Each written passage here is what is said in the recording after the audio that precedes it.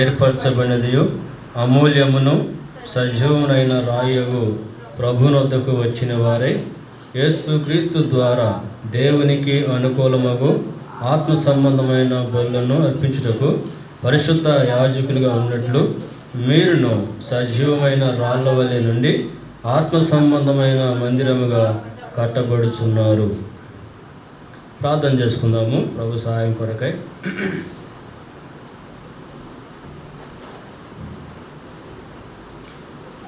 ప్రార్థన చేసుకుందాం. ప్రేమగల మా తండ్రి, కృపగలిగిన దేవ, యేసుక్రీస్తు వారి అతి శ్రేష్టమైన శక్తి కలిగిన నామాన్ని బట్టి మిమ్మల్ని స్తుతిస్తూ ఉన్నాము, మిమ్మల్ని ఆరాధిస్తూ ఉన్నాం.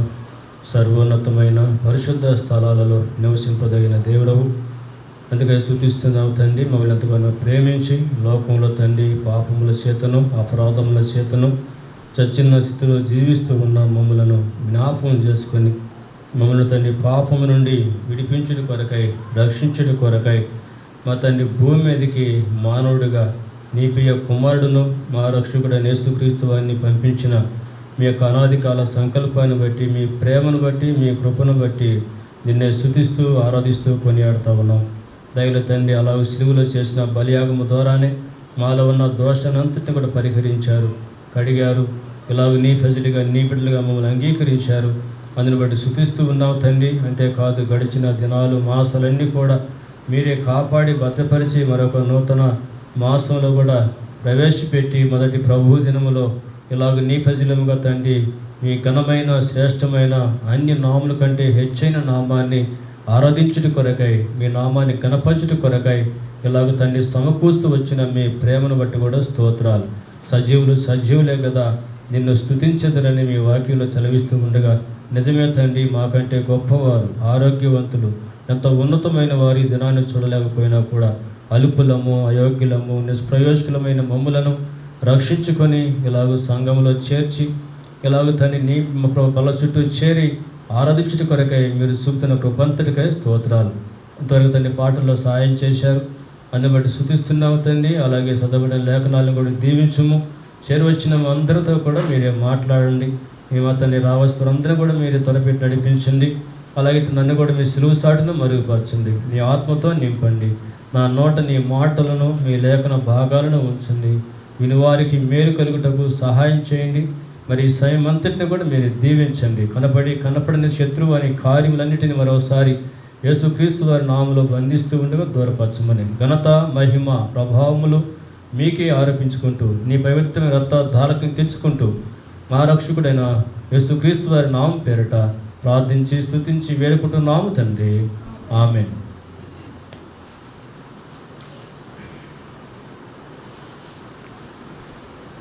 ఈ సమయంలో మనం ఒక భాగాన్ని చదువుకుంటూ వచ్చాము. ఇక్కడ మనం చూసినట్లయితే మరి పౌలుగా పేతురు మరి తెలియజేస్తూ ఉన్నాడు. ఇక్కడ 2వ అధ్యాయం, పేతురు రాసిన మొదటి పత్రిక 2వ అధ్యాయము 4వ వచనాన్ని మరోసారి చదువుకుంటాము. మనుషుల చేత విసర్జింపబడినను దేవుని దృష్టికి ఏర్పరచబడినదియు అమూల్యమును సజీవమునైన రాయునగు ప్రభునొద్దకు వచ్చిన వారై. ఇక్కడ యేసుక్రీస్తు ప్రభుని గురించి రాయబడుతూ వచ్చిన మాట మనుషుల చేత విసర్జించబడిన వాడు.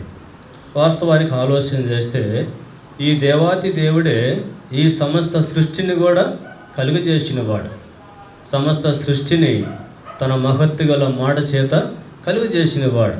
అలాగే ఈనాడు నీవు నేను ఈ లోకంలో జీవిస్తున్నామంటే దానికి మూలాధారం కూడా ఆయనే. అవును కదా, ఆయనే. కాబట్టి బైబిల్లో మాట మనం జ్ఞాపం చేసుకుంటే, నేను సర్వ శరీరులకు దేవుడను, నాకు అసాధ్యమైనది ఏదైనా నుండునా అని తెలియజేస్తూ వచ్చాడు. అలాంటి దేవుణ్ణి ఈనాడు మనుషులు ఏం చేస్తూ వచ్చారంట? విసర్జించారు. చూడండి, ఎంతో విలువైన వాడు, అంతేకాదు ఎంతో శక్తిమంతుడు, సమస్త సృష్టికి కూడా ఆధారభూతుడు, ఆది సంభూతుడు, అలాగే మన యొక్క జీవానికి కూడా మూలాధారమైన దేవుణ్ణి మరి మనుషులు ఏం చేస్తూ వచ్చారంట? విసర్జించిన వారిగా ఉన్నాడు. కాబట్టి అలాంటి వాడిగా చేయబట్టడానికి గల కారణాలు మనం చూడొచ్చు. బైబిల్లో మనం చూస్తే మరొక మాట మనం చూస్తే దేవుని యొక్క వాక్యంలో చూడండి, యెషయా గ్రంథంలో కూడా ఆ మాట రాయబడుతూ వచ్చింది. యెషయా గ్రంథము 53వ అధ్యాయంలో కూడా మనం చూడవచ్చు ఆ మాట. యెషయా గ్రంథం 53వ అధ్యాయం 2వ వచనంలో నుంచి చూద్దాం. లేత మొక్క వలెను, ఎండిన భూమిలో మొలిచిన మొక్క వలెను అతడు ఆయన ఎదుట పెరిగెను, అతనికి స్వరూపమైనను సొగసైనను లేదు, మనం అతను చూసి అపేక్షించినట్లుగా అతని స్వరూపము లేదు. అతడు తృణీకరింపబడిన వాడు అయిను, మనుషుల వలన విసర్జింపబడిన వాడును, వ్యసనాక్రాంతుడిగాను వ్యాధిని అనుభవించిన వాడిగాను మనుషులు చూడనలిన వాడిగాను ఉండెను. అతడు తృణీకరించబడిన వాడు కనుక మనం అతను ఎన్నిక చేయకపోతిమి. కాబట్టి ఇక్కడ కూడా రాయబడుతూ వచ్చింది, ఎన్నో సంగతులు ఆయన గురించి రాయబడుతూ వచ్చి, స్వరూపము సొగసైనను లేదు, అతని యందు స్వరూపము లేదు, అతడు తృణీకరించబడిన వాడు ఆయను, మనుషుల వలన విసర్జించబడిన వాడుగాను, అలాగే వ్యాధి వ్యసనాక్రాంతుడిగాను వ్యాధిని అనిపించిన వానిగాను మనుషులు చూడలేని వానిగాను ఉండెనని.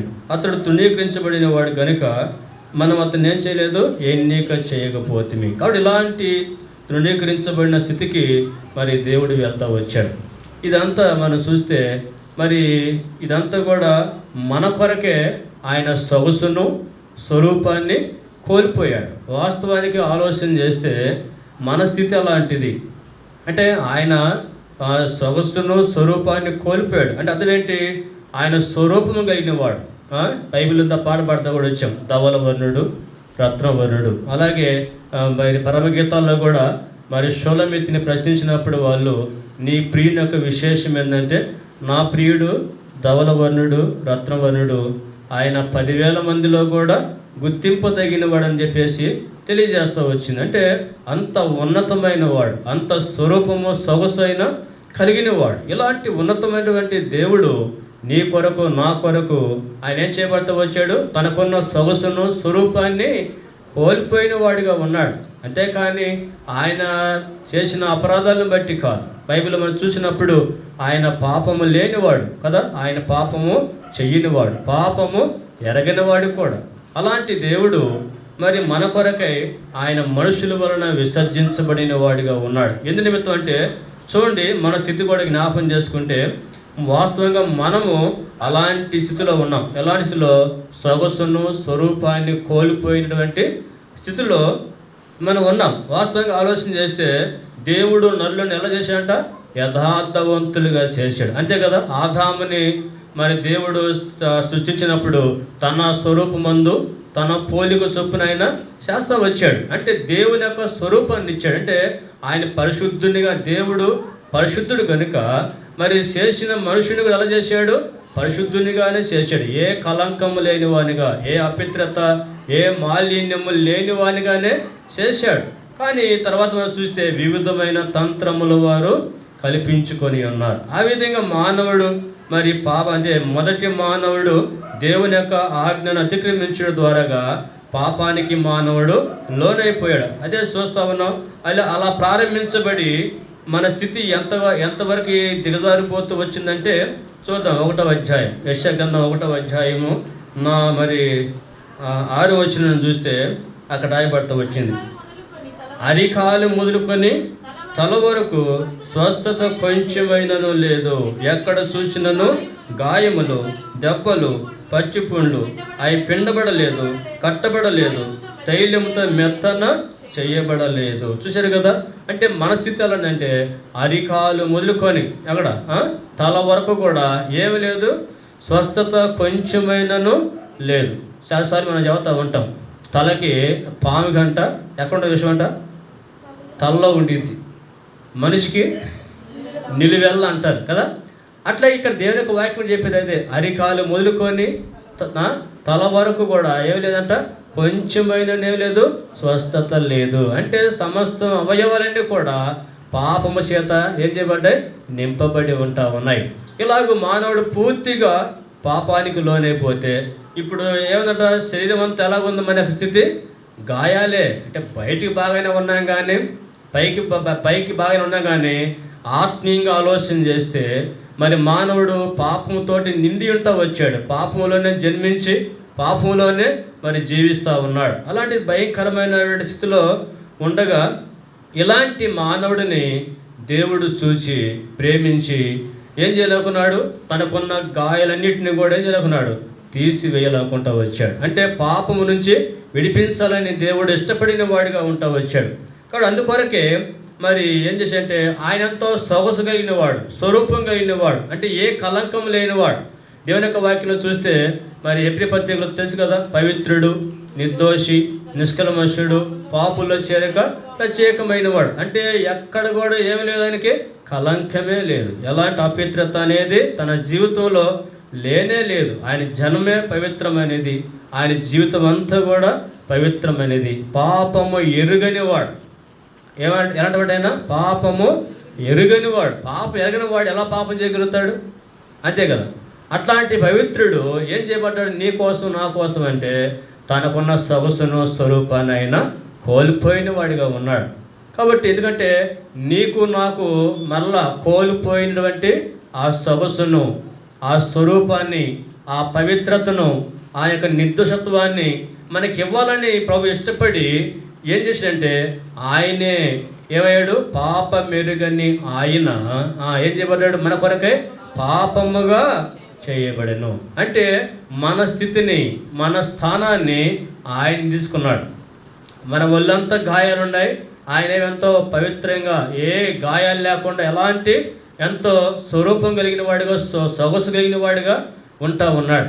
ఇలాంటి దేవుడు ఏం చేశాడంటే ఆయన గాయపరచబడటానికి ఇష్టపడతా వచ్చాడు. బైబిల్ మనకు తెలుసు కదా, ప్రభు యేసు క్రీస్తుని ఏ విధంగా హింసించాడంటే చేతుల్లో మేకులు, కాళ్ళలో మేకులు, తలకు ముళ్ళ కిరీటము, తన దేహం అంతా కూడా ఏం చేయబడుతూ వచ్చిందట, నాగటి సాళ్ళ వల్లే దున్నబడుతూ వచ్చింది. ఎందుకు చేసిన మనం చేసిన అపరాధాలను బట్టి, మనం చేసినటువంటి పాపాన్ని బట్టి మనకు బదులుగా మన స్థానంలో ఆయన ఆ భయంకరమైన శిక్షణ ఆయన పొందిన వాడిగా ఉన్నాడు. ఆయన గాయాల అవత వచ్చాడు. అందుకనే ఆ యొక్క శిలువ దర్శన, ఆ శిలువ మరి ఆ శిలువను మన శిలువలో ప్రభువును చూస్తూ ఉన్నప్పుడు ఆయన నిలువెల్లా కూడా గాయాలే కనపడతా ఉన్నాయి.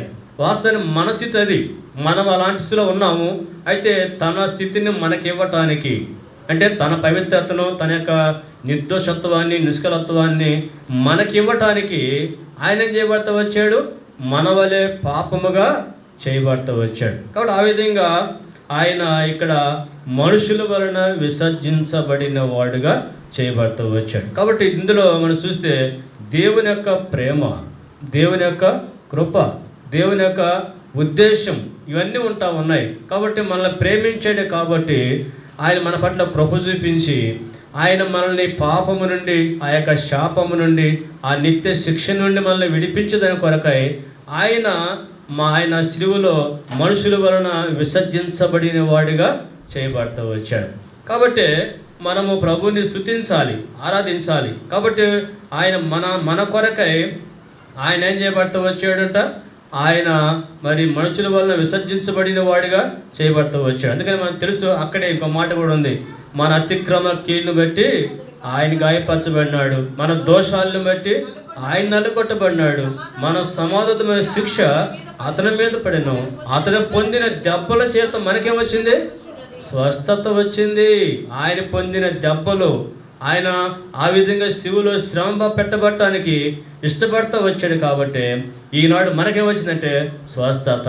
ఆయన యొక్క ప్రశస్తమైన రక్తాన్ని మన మీద ప్రోక్షించి మన కడిగి ఏం చేశాడైనా తన స్వరూపాన్ని మరలా ఇచ్చాడు. మనం కోల్పోయినటువంటి ఆ సొగసును, ఆ స్వరూపాన్ని, ఆ పవిత్రతను మళ్ళీ తిరిగి మనకు ప్రసాదించిన వాడిగా ఉన్నాడు. కాబట్టి మన ప్రభుని ఏం చేయాలంటే ఆరాధించాలి. అయ్యా, నా కొరకై నీకున్న సొగసును, స్వరూపాన్ని కోల్పోవటమే కాదు, కానీ నువ్వు మనుషుల చేత ఏం చేయబడతా వచ్చావు, విసర్జించబడతా వచ్చావు. వ్యసనాక్రాంతుడిగా, దుఃఖాక్రాంతుడిగా, మనుషులు చూడనన్న వాడిగా నువ్వు చేయబడతా వచ్చావు. నా శిక్షను నువ్వు భరించావు. కాబట్టి అందుకనే మన ఉదయకాలం ప్రభుని మనం ఏం చేయాలంటే ఆరాధించాలి.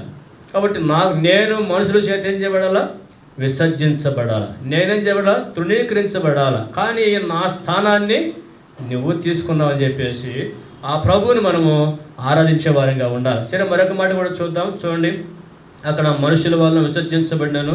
పేతురు రాసిన మొదటి పత్రిక 2వ అధ్యాయం.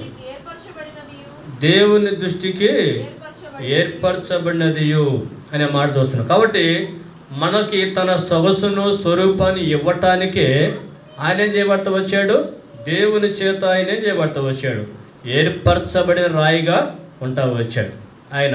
కాబట్టి ఎప్పుడు దేవుడు ఆయన ఏర్పాటు చేస్తూ వచ్చాడంటే చూడండి, పేతురు రాసిన మొదటి పత్రిక 1వ అధ్యాయం 10వ వచనంలో ఒక మాట రాయబడతా ఉంది.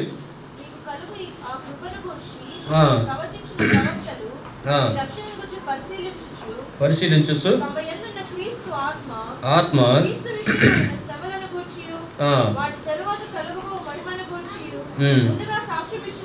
20 వచనం చదువుదాం. 1:20.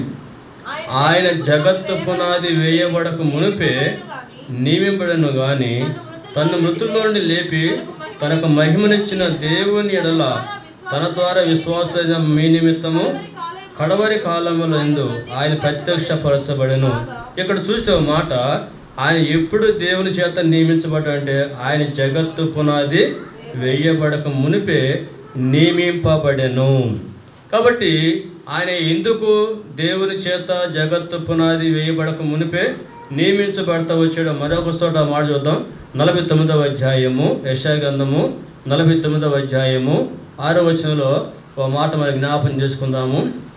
49వ అధ్యాయము యెషయా గ్రంథము. యాకోబు గోత్రపు వారిని ఉద్ధరించినట్లును ఇశ్రాయేలు తప్పింపబడిన వారిని రప్పించినట్లును నా సేవకు వినుట ఎంతో స్వల్ప విషయము. బూదిగంతుల వరకు నీవు నేను కలుగుజేయ రక్షణకు సాధనమొకటికై అన్ని జనులకు వెలుగైనట్లు నిన్ను నియమించి ఉన్నాను. ఇశ్రాయేలు విమోచకుడు పరిశుద్ధ దేవుని యెహోవా నిరాకరించబడిన వాడు. సరే, ఇక్కడ మనం చూస్తాము ఎందుకు దేవుడు ఆయన జగత్తు పునాది వేయబడక మునిపే ఆయన దేవుని తండ్రి చేత ఏం చేయబడతా వచ్చి ఆయన ఏర్పరచబడిన వాడిగా ఉన్నాడు. ఎందు నిమిత్తం అంటే ఇక్కడ ఎందు నిమిత్తమో కూడా ఇక్కడ రాస్తా వచ్చాడు. ఇక్కడ చూస్తే యాకోబు గోత్రపు వారిని ఉద్ధరించినట్లుగాను ఇశ్రాయేలు తప్పింపబడిన వారు రప్పించినట్లును నా సేవకుడు అయినట ఎంతో స్వల్ప విషయము. అంతేకాదు కానీ బూదిగంతులకు నీవు నేను కలుగుజేయు రక్షణకు సాధనమగుటకై. కాబట్టి మరి బూదిగంతంలో ప్రజలందరికీ కూడా రక్షణ కొరకై మరి దేవుడు ఏం చేశాడు? ప్రభువైన యేసుక్రీస్తు వారిని ఆయన నియమించిన వాడిగా ఉన్నాడు. అందుకనే అక్కడ మనం ఆలోచన చేస్తే ఆయన దేవుని చేత ఏర్పరచబడిన రాయిగా మనం అక్కడ చూడవచ్చు. కాబట్టి ఆయన ద్వారానే ఈ లోకంలో ఉన్న సమస్త మానవాళికి రక్షణ అనేది కలుగుతూ వచ్చింది. అంతేకాదు యాకోబు గోత్రపు వారిని ఉద్ధరించడానికి, అలాగే తిరిగి వాళ్ళని రప్పించడానికి, అంతేకాదు కానీ అన్యజనులకు వెలుగుగా ఉన్నట్లుగా నిన్ను నియమించి ఉన్నానంట వచ్చాడు. కాబట్టి అన్యజనులకు వెలుగుగా, కాబట్టి మనం ప్రభు చేత ఏం చేయబడతా వచ్చాం? వెలిగించబడ్డాం, రక్షణ పొందినాం. అయితే రక్షించబడి వెలిగించబడిన మనము ఎందుకంట దేవుడు మనల్ని అక్కడ ప్రభువైన యేసుక్రీస్తుని అక్కడ చూస్తే అన్యజనులకు వెలుగైనట్లుగా. అందుకని మన బైబిల్లో మనం చూడొచ్చు, నేను లోకమునకు వెలుగునై ఉన్నా అని చెప్పాడు. కాబట్టి ఆయన ద్వారా మనం ఏం చేయబడ్డాం? వెలిగించబడ్డాం. కాబట్టి ప్రభువైన యేసుక్రీస్తు ద్వారా ఈ లోకంలో ఉన్నటువంటి అనేకులు కూడా ఏం చేయబడతా ఉన్నారు? వెలిగించబడతా ఉన్నారు. కాబట్టి వెలిగించబడిన మనం కూడా ఏం కావాలా? అనేకులను వెలిగించాలి కదా. కాబట్టి అందుకనే ప్రభువు తండ్రి చేత ప్రభువైన యేసుక్రీస్తు వారు ఏం చేయబడతా వచ్చాడు? నియమించబడిన వాడిగా ఉన్నాడు రక్షణ కొరకు, అన్ని జనులకు వెలుగుగా, అలాగే మరి ఇశ్రాయేల్ ప్రజల్ని రప్పించడానికి, అలాగే యాకోబు గోత్రపు వారిని ఉద్ధరించడానికి, తిరిగి మళ్ళీ వాళ్ళని లేపటానికి, ఇలాగున మరి దేవుని చేత ఏర్పరచబడినటువంటి రాయిగా మనం అక్కడ చూడవచ్చు అన్నమాట. అంతేకాదు కానీ ఇంకో మాట చూద్దాం. చూడండి, పేతురు రాసినటువంటి మొదటి పత్రిక 2వ అధ్యాయం 4వ వచనం చూస్తే ఆడ మాట ఉంది. దేవుని దృష్టికి ఏర్పరచబడినది అమూల్యమును సజీవుని రాయనకు వచ్చిన వారే. ఇక్కడ ఇంకో రాయ ప్రభువు చేత ఏర్పరచబడిన రాయిగా మనం చూస్తూ ఉన్నాము. రెండోది మరొకది ఏంట? అమూల్యమైన రాయి. ఏ రాయి ఇది? అమూల్యమైన రాయి అంటే వెలకట్టలేని విలువైన రాయిగా మనం ఇక్కడ చూడవచ్చు. ప్రభువైన యేసుక్రీస్తుకి మరి ఎన్నో అమూల్యమైన రాయని, సజీవమైన రాయని మనము ఇక్కడ మనం చూస్తూ ఉన్నాం. ఇంకా మూలరాయి, తలరాయి అనే మాటలు ఇక్కడ చూస్తూ ఉన్నాం. కాబట్టి అయితే ఇక్కడ మనం చూసిన భాగంలో చూస్తే ఆయన అమూల్యమైన రాయి. కాబట్టి అంటే అమూల్యమైన అంటే వెలకట్టలేని రాయిగా మనం చూస్తూ ఉన్నాం. చూడండి, యెషయా గ్రంథంలో కూడా ఆ మాట మనం చూడొచ్చు. 28వ అధ్యాయంలో 28వ అధ్యాయం 16వ వచనంలో ఆ మాట ఉంది. చూడండి, సెలవిస్తున్నాడు, సియోనులో పునాదిగా రాతిని వేసిన వాడను నేనే, పరిశోధించబడిన రాయి, అమూల్యమైన తలరాయి. కాబట్టి అమూల్యమైన రాయిగా ఇక్కడ దేవుని గురించి, ఇక్కడ ప్రభువైన యేసుక్రీస్తుని గురించి ఇక్కడ తెలియజేస్తూ ఉన్నాడు. కాబట్టి అంటే ఆయన వెలకట్టలేని విలువైన రాయి. ఈ యొక్క అమూల్యమైన రాయి మన జీవితాల్లో ఏం చేస్తూ వచ్చింది అని ఆలోచన చేస్తే చూడండి, పేతురు రాసిన మొదటి పత్రికలోనే 1వ అధ్యాయం 18వ వచనం చూస్తే అక్కడ మనకి బాగా పరిచయమైన మాట ఉంది. పితృపారంపర్యమైన మీ వ్యర్థ ప్రవర్తన వెండి బంగారం వంటి క్షయ వస్తువుల చేత మీరు విమోచించబడలేదు, కానీ అమూల్యమైన రక్తము చేత, అనగా నిర్దోషమును నిష్కలంకమునకు గొర్రెపిల్ల వంటి క్రీస్తు రక్తం చేత విమోచింపబడుతారని మీరు ఎరుగుదురు కదా. అమూల్యమైన రాయి ఏం చేసిందంటే మన కొరకై కల్వరి శిలువలో అమూల్యమైన రక్తాన్ని చిందించాడు. ఆయనకి రక్తానికి సాటి అనేది ఈ ప్రపంచంలో ఎక్కడ కూడా లేదు. ఎందుకంటే ఆయన జన్మ వేరు, అవును కదా.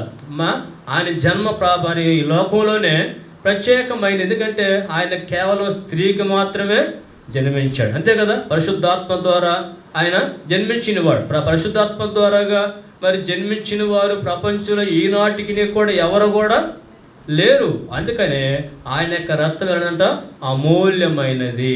ఇంకా మిగతా వాళ్ళ యొక్క రక్తాన్ని ఆలోచన చేస్తే ప్రతి ఒక్కరిలో ఏముంది? రక్తంలో ఏముంది? పాపం ఉన్నది. కానీ ఆయన రక్తంలో ఏం లేదు, పాపము లేదు. అది పరిశుద్ధమైన రక్తం, నిర్దోషమైన నిష్కలంకమైన, అందుకనే అమూల్యమైన రక్తము. ఆ రక్తధారణ చేత నిన్ను నన్ను కడిగాడు, పవిత్రపరిచాడు.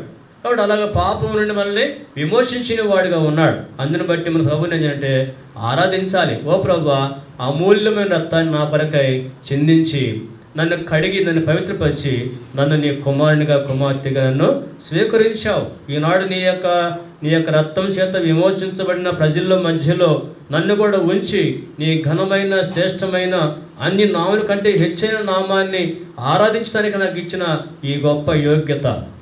కాబట్టి దీన్ని బట్టి మన ప్రభుని స్తుతించాలి. కాబట్టి కడిగాడు, సంపూర్ణంగా మనల్ని ప్రభువారు పవిత్రపరిచిన వాడిగా ఉంటా వచ్చాడు. అలాగే మరొక మాట కూడా చూస్తే చూడండి, పేతురు రాసిన 2వ పత్రిక 1వ అధ్యాయంలో ఒక మాట చదువుతాం. పేతురు రాసిన మొదటి పత్రిక, అమూల్యమైన రాయిగా ఆయన మన జీవితాల్లో ఇంకేం చేస్తూ వచ్చాడు చూద్దాం. పేతురు రాసిన 2వ పత్రిక 1వ అధ్యాయం 4వ వచనం చదువుతాం. ఆ మహిమ గుణాతిశయాలను బట్టి ఆయన మనకు అమూల్యములను అత్యధికములైన వాగ్దానములను అనుగ్రహించి ఉన్నాడు.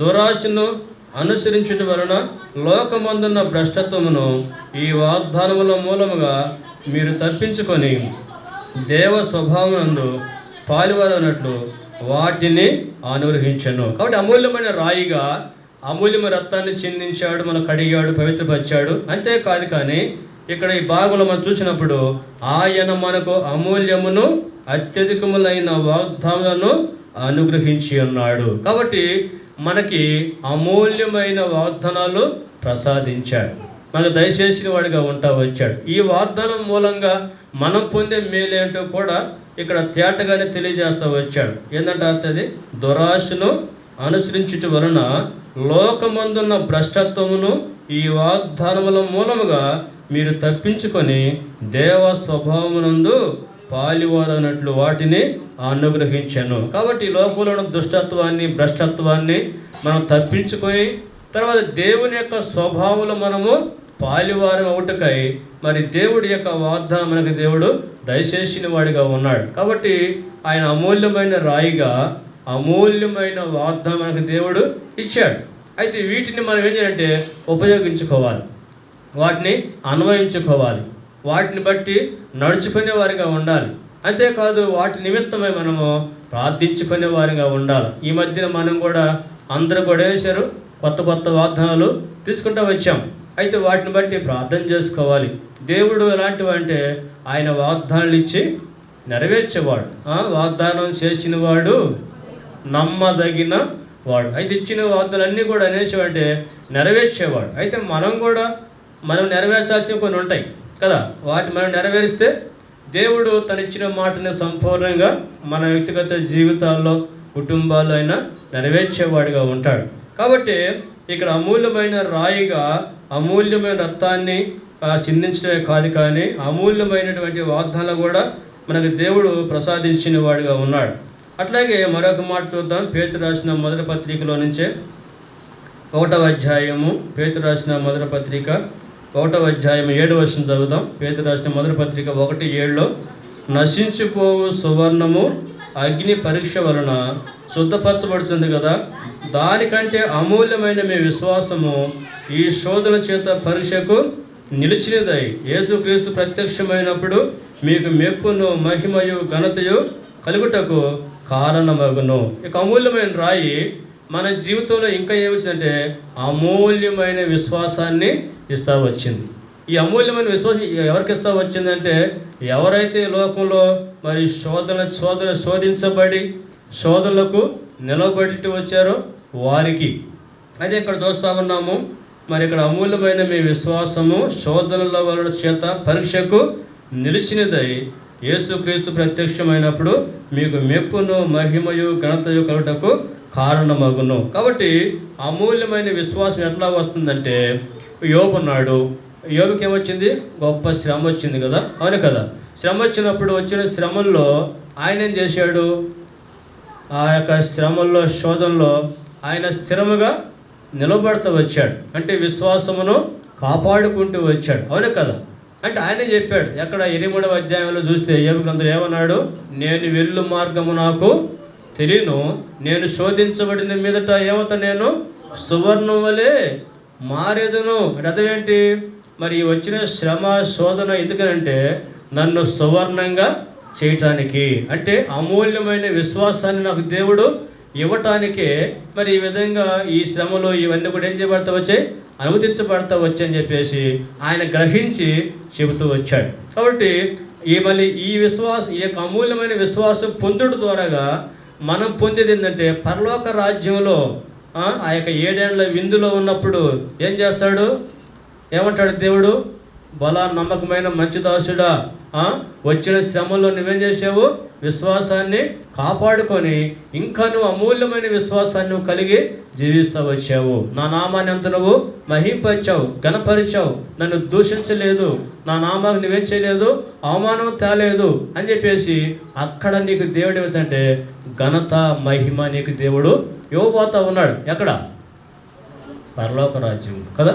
కాబట్టి అది ఎక్కడంటే ఇక్కడ నువ్వు వచ్చిన శ్రమంలో ఏం చేయాలంటే యోబు వాళ్ళు ఏం చేయాలా? స్థిరముగా నిలిచి ఉండాలి, విశ్వాసాన్ని కాపాడుకోవాలి, అవును కదా. అలాగే మనం చూస్తే ఏమంటా వచ్చాడు యోబు? ఆ శ్రమంలో కూడా ఏమన్నాడు? యెహోవా ఇచ్చెను, యెహోవా తీసుకొనెను, యెహోవా నామమునకే స్తుతికలుగును గాక అని చెప్పేసి ప్రభువుని స్తుతించడే కానీ నేను దేవునికి ఎంతో నమ్మకంగా ఉన్నాను, యథార్థంగా ఉన్నాను, అయినా కూడా దేవుడు ఎందుకు నా విషయంలో ఇంత పక్షపాతంగా ఉన్నాడు, నాకు ఎందుకు శ్రమలు అనుమతించాడు, నాకు ఎందుకు స్థితి కలిగించాడు అని చెప్పేసి ఆయన సలుక్కోలేదు, గొనుక్కోలేదు, లేదంటే విశ్వాసం నుంచి ఆయన తొలగిపోలేదు. ప్రభువునే స్తుతించాడు, ప్రభువునే గణపరిచాడు. కాబట్టి మనకు తెలుసు దేవుని యొక్క వాక్యంలో కూడా సర్వశక్తుడు అన్యాయం చేయుట అసంభవం, అవును కదా. కాబట్టి దేవుడు తన ఉద్దేశపూర్వకంగానే ఆ పరిస్థితులన్నీ కూడా ఏం చేస్తూ వచ్చాడు? అనుమతిస్తూ వచ్చాడు. వాటిలో ఎందుకు అనుమతించాడంటే మన విశ్వాసాన్ని ఏం చేయడానికి, పరీక్షించడానికి ఒకటి. రెండవది మన విశ్వాసులు మనమేం కావాలి, ఇంకా విశ్వాసులు మనము బలమైన విశ్వాసం కలిగి ఉండాలి, అమూల్యమైన విశ్వాసం మనము కలిగి ఉండడం కొరకై దేవుడు అలాగున అనుమతించిన వాడిగా ఉన్నాడు. కాబట్టి ఇక్కడ అమూల్యమైన రాయిగా ఏం చేసి మనకి అమూల్యమైన విశ్వాసం ఇచ్చాడు. అందుని బట్టి ప్రభుని ఏం మనము ఆరాధించాలి. అంతేకాదు ఇంకో మాట చూద్దాం, చూడండి. అమూల్యమైన రాయిగా ఆయన మనకేం చేస్తూ వచ్చాడు అనేది ఇంకో మాట మనం చదువుకుందాము. ప్రకటన గ్రంథము చూడండి, ప్రకటన గ్రంథము 21వ అధ్యాయంలో 19వ వచనం. ప్రకటన గ్రంథము 21వ అధ్యాయం 19వ వచనంలో, ఆ పట్టణము ప్రాకారపు పునాదులు అమూల్యమైన నానావిధ రత్నములతో అలంకరింపబడెను. చూశారు కదా, ఆ పట్టణపు ప్రాకారములు. ఏ పట్టణం ఇది? పరలోకపు పట్టణం. మరి పరలోక పట్టణం ఏ విధంగా కట్టబడతా వచ్చిందంటే, అమూల్యమైన నానావిధ రత్నములతో ఏం చేయబడింది? ఇది అలంకరించబడను. పైన చూడండి, 18వ చూస్తే కింద మాట ఉంది అక్కడ, ఆ పట్టణపు ప్రాకారము సూర్యకాంతముతో కట్టబడెను. పట్టణము స్వచ్ఛముగు స్ఫటికముతో సమానమైన శుద్ధ సువర్ణముగా, ఏంటంట? శుద్ధ సువర్ణముగా ఉండెను. చూసారా, మన కొరకు దేవుడు ఏర్పాటు చేసిన, లేదంటే మరి మన కొరకై దేవుడు సిద్ధపరిచినటువంటి ఆ యొక్క పరలోక పట్టణం ఏంటంటే శుద్ధ సువర్ణము, అమూల్యమైన నానావిధ రత్నముల చేత మరి కట్టబడుతూ వచ్చిందే. కాబట్టి మన అమూల్యమైన రాయిగా ఏం చేస్తాడంటే, మనకి అమూల్యమైన రత్నాల చేత కట్టబడినటువంటి ఆ పరలోక పట్టణాన్ని దేవుడు నీకు నాకు ఇవ్వబోతా ఉన్నాడు. అర్థమవుతుందా? ఒకసారి ఇక్కడ ఈ భూలోకంలో మంచి మంచి ప్యాలెస్లు, మంచి మంచి కట్టడాలు చూసినప్పుడు ఆశ్చర్యపోతాం మనం కదా. కానీ వీటికే మనం ఇంతలాగా ఆశ్చర్యపడితే, ఏది ఈ సిమెంట్తో కట్టింది, రాళ్ళతో కట్టిన దానికే ఇంతగా ఆశ్చర్యపడితే, దేవుడు రేపు మన కొరకు సిద్ధపరుస్తున్న పరలోక పట్టణం అంట శుద్ధ సువర్ణంతో, ప్యూర్ గోల్డ్. ఏ గోల్డ్? నకిలీ కాదు, ప్యూర్ గోల్డ్ తోటే మన కొరకై దేవుడు ఆ పరలోక పట్టణాన్ని సిద్ధపరిచిన వాడిగా ఉంటా ఉన్నాడు. అందుని బట్టి ప్రభు నువ్వేం చేయాలా? ప్రభుని ఆరాధించాలా. ఓ ప్రభువా, నా కొరకై నువ్వేం చేసావు? మరి శుద్ధ సువర్ణముతోటి, అమూల్యమైన రత్నాలతోటి నా కొరకై నువ్వు పరలోక పట్టణాన్ని నువ్వు సిద్ధపరుస్తూ ఉన్నావు. మరి వాక్యం ఉంది కదా, ప్రభు ఏం చెప్పాడు? నేనుండు స్థలములో మీరు ఉండులాగున మీ కొరకు స్థలం సిద్ధపరచ వెలుచున్నాను, లేనట్టు మీతో చెప్తాను అని చెప్తా వచ్చాడు. కాబట్టి అక్కడ మన కొరకై నా తండ్రి ఇంట అనేక నివాసములు అన్నాడు లేదా? అక్కడ నీకు కూడా దేవుడు అక్కడ నివాస స్థలాన్ని ఏర్పాటు చేస్తూ ఉన్నాడు దేవుడు. అది ఎలాగంటే సిమెంట్తో కట్టేది కాదు. ఆడ సిమెంట్ ఉండదు, రాళ్ళు ఉండవు, ఏ ఉండవు, అంతా శుద్ధ సువర్ణమే. పాట పాటల బంగారపు వీధులు నేను నడిచేదని అంట. చూసారా, ఏడగాని పెళ్లి కూతురు వస్తూ ఉంటే ఏంటి, ఎన్నో పూలు చల్లుతూ ఉంటారు, చాలా మంచి మంచి చేస్తా, దానికి ఆశ్చర్యపోతాం మనం. అవును కదా. అంటే ఇక్కడ చేసే కొన్ని కార్యక్రమాల విషయంలోనే మనం చూసి ఎంతగానో ఆశ్చర్యపడతాము, గర్వపడతా ఉంటాం. కానీ రేపు నువ్వు నడిచేది, నువ్వు ఉండేది ఏంటంటే శుద్ధ సువర్ణంతో కట్టబడినటువంటి ఆ యొక్క కట్టడాలను మనము నివసించే వారంగా ఉండబోతున్నాం. అంతేకాదు, అక్కడ చేసే పని ఏంటంటే ఏం చేస్తారు? అక్కడ ఎల్లప్పుడూ ప్రభువుని ఆరాధించటమే.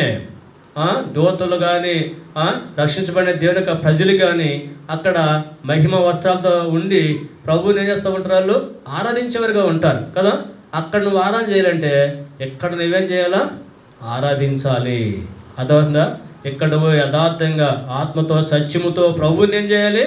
ఆరాధించాలా. కాబట్టి ఆరాధించడం ఇక్కడ నేర్చుకోలేకపోతే, ఇక్కడ కలిగి ఉండకపోతే అక్కడ నువ్వేం చేయలేవు, ప్రభువుని ఆరాధించలేవు.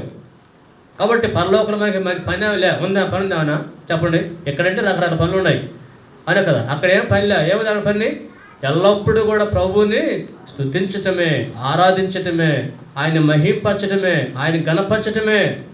కాబట్టి అక్కడ కూడా దూతలు అయితేనేమి, 4 జీవులు, 20 పెద్దలు, వీళ్ళందరూ కూడా అక్కడ మహిమ ఘనత ప్రభావములు పొందనప్పుడు అని చెప్పేసి తమ కిరీటాలు కూడా తీసి పక్కన పెట్టి ఆయన సాగిలిపడి ఆయన్ను ఆరాధన చేస్తుంది. ఎందుకంటే ఆయన మహిమను చూసి ఈనాడు మనకంటే ప్రభును చూడలేకపోతున్నాం. కాబట్టి ఆయనకి ఇవ్వాల్సిన గౌరవము, ఆయనకి ఇవ్వాల్సిన ప్రాధాన్యత, ప్రాముఖ్యత మనం ఇవ్వలేకపోతున్నాం. కనీసం మందిరానికి కూడా సమయం రాలేకపోతా ఉన్నాం. అవునే కదా. కాబట్టి అక్కడ ఏదంటే ఆయన మహిమను చూసి ఏది 4 జీవులు కానీ, దూతలు కానీ, పెద్దలు కానీ ఎంతో తగ్గించుకొని వినయముతోటి సాగిలపడి మాలిగి కూర్చొని కాదు, అదొక సాగిలపడి ఆయన్ను ఆరాధన చేస్తూ ఉంటే ఇంకా మనం ఇంకెంతగా ఆరాధన చేయాలా? వాళ్ళ కోసం ప్రాణం పెట్టాడా ప్రభువారు? వాళ్ళ కోసం భూమికి వచ్చాడా? ప్రాణం పెట్టాడా? నిందలు అవమానాలు ఏమి భరించాడా? లేదే, మన కొరకు ఇవన్నీ చేశాడు ఆయన. కాబట్టి అమూల్యమైన రాయిగా ఆయన మన కోసం అమూల్యమైన రక్తాన్ని చిందించి కలువరిలో మన కడిగి మనల్ని పవిత్రపరిచాడు. అలాగే అమూల్యమైన మరి వాగ్దానం మనకి ఇచ్చాడు. ఎందుకంటే ఆయన యొక్క దేవ స్వభావంలో మనం కూడా పాలివారం అవ్వటానికి. అంతేకాదు మనకి అమూల్యమైన విశ్వాసం ఇచ్చాడు. ఎందుకంటే దేవుని యొక్క రాజ్యంలో ఘనత పొందాలి, దేవుని చేత నువ్వు ఘనత ప్రభావము పొందాలని చెప్పేసి అమూల్యమైన విశ్వాసం ఇచ్చాడు. అంతేకాదు కానీ అమూల్యమైన పట్టణాన్ని, అంటే ఆయన మరి అమూల్యమైన రత్నాలతోటి పొదిగించబడిన, లేదంటే మరి బంగారం చేత మరి ప్రభు మన కొరకై నిర్మిస్తున్నాడు అన్నమాట. అలాంటి శ్రేష్టమైన పరలోకపు పట్టణాన్ని మన కొరకైనా ఏర్పాటు చేస్తూ ఉన్నాడు. కాబట్టి మన ప్రభుని ఆరాధించే వారిగా ఉండాలి. అలాగే మరొక మాట జ్ఞాపకం చేసుకుందాం. చూడండి, అక్కడ సజీవమైన రాయి. ఏ రాయి? రాయి సజీవమైన రాయి. కాబట్టి ఈ సజీవమైన రాయి ఏం చేస్తూ వచ్చిందంటే, ఈ మన కొరకు ఈ లోకానికి వచ్చాడు. ఆయన చనిపోయి సమాధి చేయబడి తిరిగి లేచాడు. యుగ యుగాలు కూడా దేవుని ఆయన తండ్రి కుడిపార్శ్వన ఉండి ఆయన మన కొరకై విజ్ఞాపనము కూడా చేస్తూ ఉన్నాడు. ఆయన మరణము లేనివాడు. అవును కదా? మరణం ఉందా ప్రభుకి? ఉందా మరణము? లేదు. ఆయన మరణించాడు, చనిపోయి సమాధి చేసి తిరిగి లేచాడు. అందుకని మనం చూడొచ్చు ప్రకటన గ్రంథం 1:18 కూడా, నేను మొదటి వాడను కడపటి వాడను జీవించువాడను మృతుడినైతే కానీ ఇదిగో యుగ యుగములు నేను సజీవుడినై ఉన్నానంటూ చెప్తా వచ్చాడు. కాబట్టి ఆయన సజీవుడు కాబట్టి మనల్ని కూడా ఏం చేస్తాడు? ఆయన సజీవులుగా చేస్తాడు. అంటే మనం కూడా చనిపోయినా సమాధి చేయబడినా సరే, ఒకవేళ ఆయన రాకళ్ళు ఎత్తబడినా సరే, మనం కూడా యుగ యుగాలు ఎక్కుంటాము దేవుని యొక్క రాజ్యంలో దేవునితో కూడా ఉండగలుగుతాం. బైబిల్లో మాట చూస్తే ప్రభు చెప్పాడు, నేను జీవించున్నాను కనుక మీరును జీవించెదరు అంటూ వచ్చాడు. కాబట్టి అలాంటి గొప్ప నిరీక్షణ ఇచ్చాడు మనకు దేవుడు. యుగ యుగాలు నేను కూడా ప్రభు దగ్గర ఏం చేస్తాను? నివసిస్తాను అనేటువంటి గొప్ప నిరీక్షణ ఈనాడు మన జీవితంలో దేవుడిచ్చిందాన్ని బట్టి మనం ఎంతైనా ప్రభుని ఏం చేయాలి? ఆరాధించాలి. ఈ నిరీక్షణ లోకస్తులకు ఉందా? గొప్ప గొప్ప ధనవంతులు కావచ్చు, అధికారులు కావచ్చు, ఎంత జ్ఞానం కలిగిన వారు కావచ్చు, ఇలాంటి వారు ఎవరికి కూడా ఈ నిరీక్షణ లేదు. మనకి అల్పులమి, బలహీనమి, ఎన్నిక లేని వారమి, ఇలాంటి మనకు దేవుడు ఈ గొప్ప నిరీక్షణ ఇచ్చాడు. అందుని బట్టి ప్రభుని ఏం చేయాలి? మనము ఆరాధించే వారంగా ఉండాలి. కాబట్టి ఈ సమయంలో మనం విన్న వాక్య భాగాలను బట్టి మొదటగా మనం చూసాం కదా, ఎవరైనా మనుషుల వలన విసర్జించబడినవాడు. ఎందుకనంటే మనం విసర్జించబడాలి. అవును కదా? మనం పాపంతో నిండి ఉన్నాం కాబట్టి మన పాపపు గాయాలను బట్టి మనము మనుషుల చేత ఏం చేయాలా? విసర్జించబడాలి. కానీ మనకు బదులుగా మన స్థానంలోకి వచ్చి ఆయన వేసాడు, మనకి ఆయన సొగసును స్వరూపాన్ని మన కొరకై ఆయన కోల్పోయి మనకేం చేశాడు? ఆయన యొక్క సొగసును స్వరూపాన్ని మనకిచ్చాడు. ఆయన ఎంతో సౌందర్యంగా అయినవాడు, ఎంతో పవిత్రుడు ఆయన. కాబట్టి ఈ విధంగా ఆయన మన కొరకు చేసిన కార్యాన్ని బట్టి ప్రభుని మనము స్తుతించవలసిన వారుగా ఉన్నాం. అలాగే ఆయన దేవుని చేత ఏర్పరచబడిన వాడిగా ఉన్నాడు కదా. ఎప్పుడైనా జగత్తు పునాది వేయబడక మునిపే. ఎందుకంటే దావీదు యొక్క మరి యాకోబు సంతత వారిని ఎజడికి ఉద్ధరించడానికి, ఇశ్రాయేలుని తిరిగి రప్పించడానికి, అలాగే బూదిగంతా వారందరినీ కూడా రక్షణ కొరకు సాధనంగా దేవుడు నియమించినవాడు. అంతేకాదు అన్ని జనులకు ఆయన వెలుగుగా దేవుడు ఆయన వేశాడు, నియమించిన వాడిగా ఉన్నాడు. కాబట్టి అంతేకాదు కానీ అమూల్యమైన రాయిగా, అలాగే సజీవమైన రాయిగా ఆయన మన కొరకు ఏం చేస్తూ వచ్చాడు వింటూ వచ్చాము. వీటన్నిటిని బట్టి మన ప్రభుని ఏం చేయాలి? ఆరాధించాలి. ఇంకా నీ జీవితంలో ఇలాంటి గొప్ప యోగ్యతలోకి రావాలంటే, ఇవన్నీ పొందాలంటే నువ్వు రక్షణ పొంది ఉండాలి, నీ పాపాలకు క్షమించబడి ఉండాలి. ఆయన యొక్క అమూల్యమైన రక్తం చేతులు కడగబడకపోతే ఇవన్నీ నీ జీవితంలో పొందడానికి ఏమాత్రం కూడా నువ్వు అర్హుడవు కాలేవు. కాబట్టి నీలో ఉన్న ప్రతి పాపాన్ని కూడా ఒప్పుకొని విడిచిపెట్టి ప్రభుని అంగీకరిస్తే దేవుడు ఇవన్నీ నీకు ఇస్తాడు. అర్థమవుతుందా? ఇవన్నీ కూడా దేవుడు నీకు ఇస్తాడు. కాబట్టి ఈ సమయంలో మనము ప్రభుని ఆరాధన చేస్తాం. కొన్ని నిమిషాలు మోకరించండి, ఆరాధన చేద్దాం.